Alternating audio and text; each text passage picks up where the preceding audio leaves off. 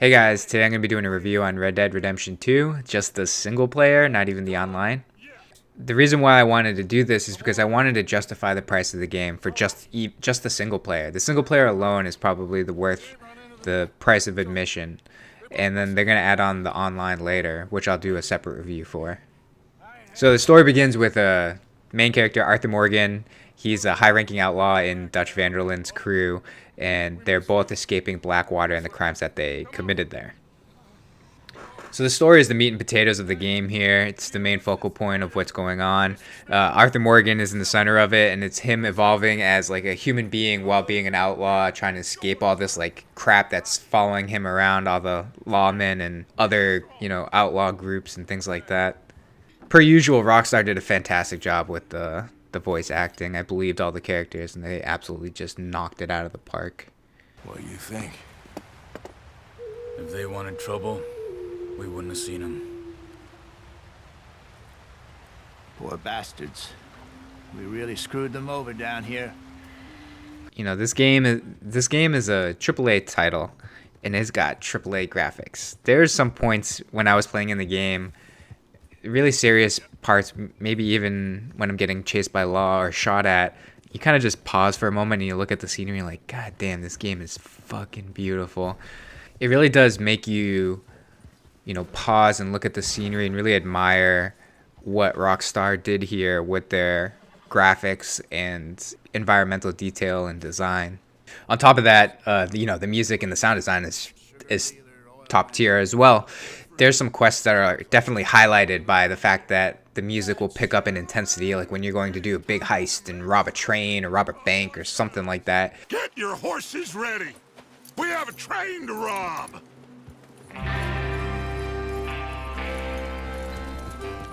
Everyone ready?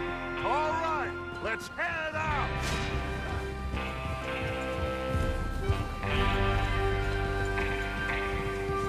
And then also, like on the other end of the spectrum, when you're hunting, the little animals that you happen to shoot with your bow and the arrow flying through sounds perfect. And then you strike the animal and they make a little squeak, or they don't die right away and they kind of crawl away and then they die and they have like whimpering pains and stuff. They did a really great job with the sound design. So something that I haven't seen in other games that I was just like, what the fuck? This is amazing, was their attention to detail.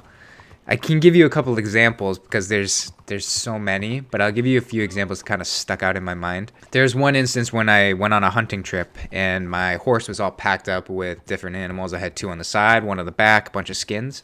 And you go into town and people will comment on and be like, damn, I'm not that good of a hunter. Also, there's people who you'll help when you travel from place to place on the road. And one example was like you save them from a snake bite and you suck out the venom or whatever. And it sounds really weird at the time, but then when you go back into town or you see that person again later on in the story, they'll offer to buy you something on their tab, so you can either go buy like a gun or an outfit or something like that, and it really just adds to the immersion of the game. And the last example I'll give you is if you're wanted person in a specific area, the people in town will comment and be like, oh, there's that guy that is wanted dead or alive. And then also sometimes if your wanted level is really high or you have a high bounty, they'll just straight up flee from you. So Rockstar really went out of the way in this one to make fast travel difficult, but this is kind of to your benefit. There's so many little events and little things that happen on the road that if you were to fast travel, you would totally miss like half the game. I'll give you one example. The criminals that are getting escorted on the road, if you happen to save them and set them free, most of the times they'll tell you about a robbery that's available, or like where there's money or guns or weapons are stashed, so you can go into town and find them. Another example is you could run into the Ku Klux Klan and they would have meetings at night and they'd all be in their hoods with their torches and doing whatever they were doing in the woods, and you could totally get the drop on them and kill all those fuckers. Hunting and fishing were a major part of the game. They made hunting really satisfying, having to track the animal and then using the right weapon, using the right ammunition, getting the right shot, carrying the animal back, skinning it, selling it. It's really satisfying when you got the right 3-star animals or legendary animals. Fishing was actually relaxing. I typically don't like fishing in games, but it was fun to find the right baits in the right areas to catch certain fish. And then all the animals that you hunt and skin and all the fish that you catch can be cooked for both provisions for your camp and then also for food that will restore your cores. So I was kind of in between about the controls. They were a little bit clunky, you know, from driving the horse. The horse up and down hills and like around obstacles was a pain in the nuts. I don't know one single person who hasn't completely dumped their horse's, you know, equipment by accidentally hitting a tree. There's a few times where I'm under pressure to get on a horse and ride away, and the horse will ride right into a tree, and then I'll fail the mission. It was kind of silly.